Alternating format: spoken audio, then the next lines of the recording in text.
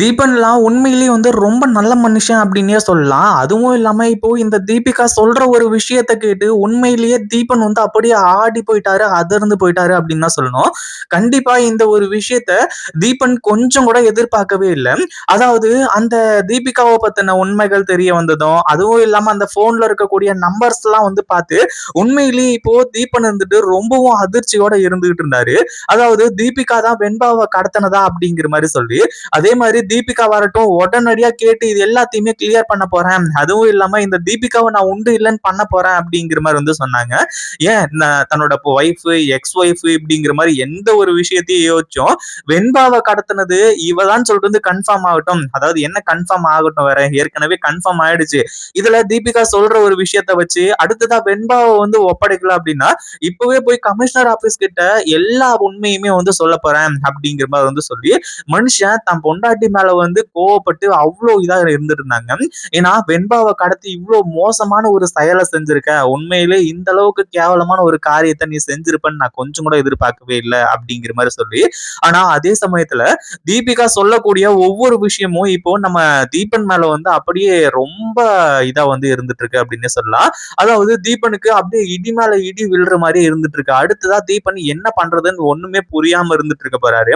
அதுவும் இல்லாம வெண்பாவுக்கு மட்டும் எதனா ஒண்ணு ஆச்சு அப்படின்னா கண்டிப்பா அந்த பாவம் எல்லாமே அதாவது நம்ம மேலலாம் இல்ல, நம்ம பொண்ணு ஐஷு மேலதான் விழும். அதாவது பேரண்ட்ஸ் தப்பு பண்ணா, அதாவது பெத்தவங்க தப்பு பண்ணா அது எல்லாமே அதாவது அவங்க பிள்ளைங்களுக்கு தான் சேரும் அப்படிங்கிற மாதிரி சொல்லி, வெண்பாவுக்கு மட்டும் இப்ப எதனா ஒண்ணு ஆச்சு அப்படின்னா கண்டிப்பா அந்த ஒரு சாபம் எல்லாமே நம்ம பொண்ணுக்கு தான் சேரும் அப்படிங்கிற மாதிரி சொல்லி இப்போ தீபன் செம்ம கோவத்தோட சொல்ல போறாங்க.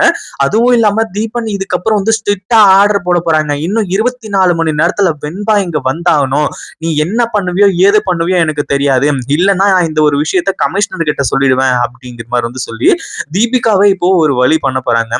ஏன்னா இவ்வளோ பெரிய காரியத்தை செஞ்சுட்டு வெண்பாவை காணாம பண்ணிட்டு இப்போ கடைசியில சாஃப்டா உட்கார்ந்துட்டு ஃபைல் பார்த்துக்கிட்டு இருக்கியா நீ அப்படிங்கிற மாதிரி சொல்லி இந்த தீபிகாவோட முகத்துல காரி துப்ப போறாங்க. ஏன்னா இந்த ஒரு விஷயம், அதாவது இந்த தீபிகா தப்பு பண்ணலன்னா பிரச்சனையே கிடையாது, அவங்க இஷ்டத்துக்கு ஆடலாம், ஆனா அவங்க தப்பு பண்ணிட்டாங்க, நம்ம தீபன் கிட்ட மாட்டிட்டாங்க.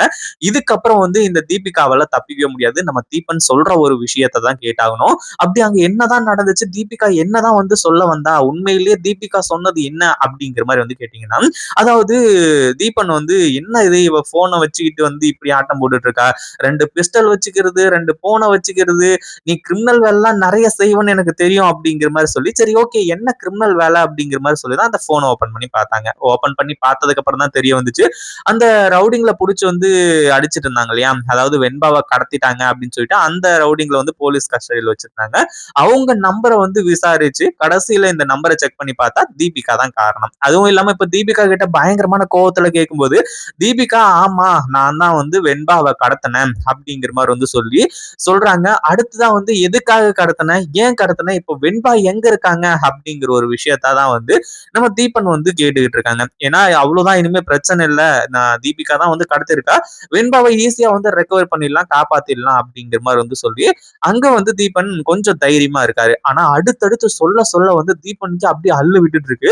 அதாவது நான் கடத்த சொன்னது என்னமோ உண்மைதான், அதாவது இந்த போட்டியில வெண்பா கலந்துக்க கூடாது அப்படிங்கிறதுக்காக தான் நான் இந்த மாதிரி ஏற்பாடு பண்ணேன், விஜய்க்கு ஆக்சிடென்ட் ஆயிடுச்சு அப்படிங்கிற மாதிரி சொல்லி உங்களை டைவர்ட் பண்ணி கடைசியில வெண்பாவை கடத்தினேன். அதுக்கப்புறம் 2 மணி நேரம் கழிச்சு விடுறதுதான் பிளானு, ஆனா அதுக்குள்ளேயே அந்த வெண்பா தப்பிச்சு போயிட்டான், தப்பிச்சு போய் இப்போ வேற ஒரு கும்பல் கிட்ட மாட்டிக்கிட்டு இருக்கா அப்படிங்கிற மாதிரி சொல்றாங்க.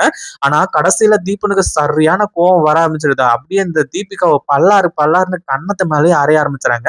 நீ எல்லாம் மனுஷியா, நீ என்ன ஜென்மம்னு எனக்கு தெரியல, நான் தான் ஆரம்பத்துல இருந்தே சொல்லிட்டு இருந்தேன், அதாவது வெண்பா ஜெயிச்சாலும் சரி ஐஷு ஜெயிச்சாலும் சரி இவங்களுக்குள்ள முதல்ல போட்டி நடக்கணும், 2 பேரும் கலந்துகிட்டாதான் இதுல யார் வெற்றியாரோ அவங்க வெற்றி பெற்றாங்க அப்படின்ற மாதிரி சொல்லி, ஆனா அதையும் கேட்காம வெண்பாவை கிட்னாப் பண்ணி இப்போ வெண்பாவுக்கு ஒரு எதனா ஒண்ணு ஆச்சு அப்படின்னா அதுக்கு முழுக்க முழுக்க காரணம் நீயா மட்டும்தான் இருப்பேன், ஏன்னா வெண்பா காணாம போனதுக்கு மூல காரணமே நீதான் அப்படிங்கிற ஒரு விஷயத்த சொல்றாங்க. தீபன் அவ்வளவு கொந்தளிக்கிறத பார்த்த உடனே தீபிகாவுக்கு என்ன பண்றதுன்னே புரியல. ஏன்னா அந்த இடத்துல கொஞ்சமா காம்ப்ரமைஸ் பண்ணணும்னு நினைச்சாலுமே கூட முடியவே முடியாது. ஏன்னா தீபன் இப்போ கொலை வெறியில இருந்துட்டு இருக்காங்க. அதே மாதிரி இப்போ தீபிகா இந்த கேஸ், அதாவது நம்ம தீபன் சொல்றாங்க, என்னடா அது எலி எதுக்கு எதுக்காக அம்மனமா ஓடுது அப்படிங்கிற மாதிரி வந்து பார்த்தாதான் தெரியுது. அதாவது தீபிகா வந்து வெண்பாவோட கேஸ வந்து வெண்பாவ கண்டுபிடிக்கிறதுக்கு சில ஏற்பாடுகள்லாம் பண்ணாங்க இல்லையா? அந்த ஒரு விஷயத்த வந்து கம்பேர் பண்ணி பார்க்குறாங்க. உண்மையிலேயே நீ இதுக்காக தான் பண்ணியிருக்கன்னு எனக்கு நல்லா தெரிஞ்சு போச்சு. வெண்பாவ நம்ம தான் கடத்தணும். மறுபடியும் எதனா பிரச்சனை வரும். அதனால தான் வந்து வெண்பாவ இப்ப தேடிக்கிட்டு இருக்கியா நீ? அப்படிங்கிற மாரி வந்து சொல்றாங்க. கடைசியில நம்ம தீபன் இருந்துட்டு, இதுதான் ஃபைனல். உன்ன பத்தி நான் வந்து யார்கிட்டயும் ரிப்போர்ட் பண்ணக்கூடாது. இல்ல நான் எந்த ஒரு விஷயத்தையும் வெளிய கொண்டு வரக்கூடாது அப்படின்னா, நீ முதல்ல வெண்பா எங்க இருக்கா அப்படிங்கிறத கண்டுபிடிக்கணும். உனக்கு எந்த கேஸ் இருக்கு, அந்த கேஸ் இருக்கு, எனக்கு வேலை இருக்கு அப்படின்னு எதனா சொன்ன அப்படின்னா, கண்டிப்பா முடியாது. நான் சொல்றத நீ செய்யி. இன்னும் எண்ணி 24 மணி நேரத்துக்குள்ள வெண்பா அவங்க அம்மா அப்பா கிட்ட இருக்கணும். மல்லிகிட்டயும், விஜய் கிட்டயும் இருக்கணும். அதுக்கு நீ என்ன பண்ணுவியோ, ஏது பண்ணுவியோ எனக்கு தெரியாது. 24 மணி நேரத்துக்கு அப்புறம் ஒரு நிமிஷம் தாமதம் ஏன் ஒரு செகண்ட் தாமதமானாலுமே கூட, நான் வந்து கமிஷனர் கிட்ட எல்லா உண்மையுமே சொல்லிடுவேன். வெண்பாவை இப்ப கடத்தினது, அதுக்கு முன்னாடி நடந்த விஷயம், இன்னும் நெறைய விஷயம் இருக்கு. எல்லாத்தையுமே நான் போட்டு உடைச்சிருவேன். அதுக்கப்புறம் வந்து நீ இந்த வேலைய வந்து விட வேண்டியதுதான் அப்படிங்கிற மாதிரி வந்து சொல்லி தீபன் வந்து சொல்றாங்க.